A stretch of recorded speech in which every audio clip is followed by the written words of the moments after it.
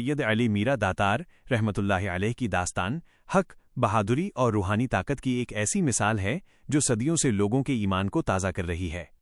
यहाँ उनकी पूरी कहानी विस्तार से दी गई है। 1. विलादत और बचपन, बुखारा से हिंदुस्तान का सफ़र। हज़रत सैयद अली मीरा दातार का जन्म आज से लगभग 600 साल पहले उज्बेकिस्तान के मशहूर शहर बुखारा में एक मुक़द्दस सैयद ख़ानदान में हुआ था। 038। आपके वालिद हज़रत सैयद दोस्त मोहम्मद एक बड़े आलिम और परहेजगार इंसान थे। 110। बचपन से ही आपके चेहरे पर एक रूहानी नूर था जिसे देखकर बुजुर्गों ने भविष्यवाणी की थी कि ये बच्चा खुदा का महान वली बनेगा। 102। जब आप जवान हुए तो रूहानी हुक्म मिलने पर आप अपने खानदान के साथ हिंदुस्तान की तरफ हिजरत कर गए। महीनों के कठिन सफ़र के बाद आप गुजरात की सरजमी पर दाखिल हुए। 354। 2. जुल्म के खिलाफ आवाज़।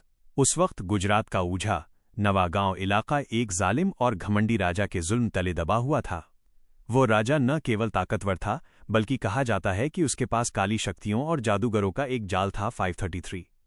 मस्जिदों में अजान देना और खुदा का नाम लेना मना था। 548।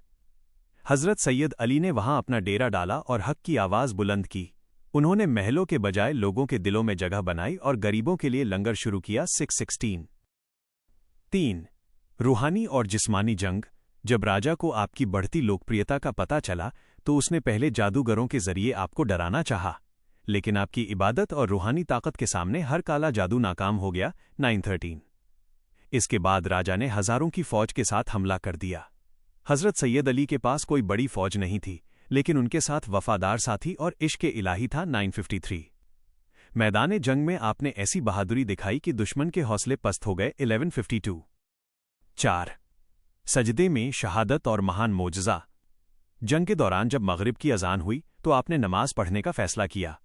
आपके साथियों ने मना किया कि दुश्मन धोखा दे सकता है, पर आपने फरमाया कि खुदा के हुजूर सर झुकाए बिना एक पल भी नहीं रह सकता। 1321। जब आप सजदे में थे तब दुश्मन के एक बुजदिल सिपाही ने पीछे से वार किया और आपका मुक़द्दस सर तन से जुदा कर दिया। 1411। यहीं से वो महान मोजज़ा करिश्मा शुरू हुआ जिसने इतिहास बदल दिया। सर कटने के बाद भी आपका जिस्म नहीं गिरा, बल्कि आपने अपना कटा हुआ सर अपने हाथों में उठा लिया। 1453।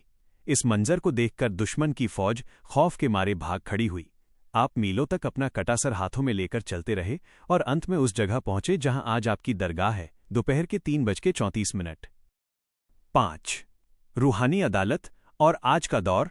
आज ऊझा गुजरात में आपकी दरगाह को रूहानी अदालत कहा जाता है।